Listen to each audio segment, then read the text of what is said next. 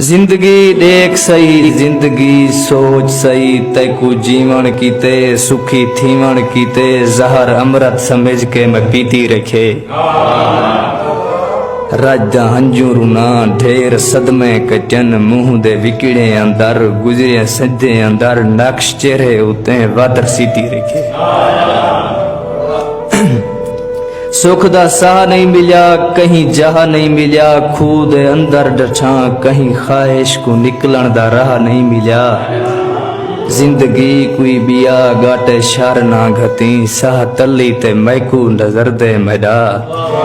जिंदगी शाम है केंझा कोहराम है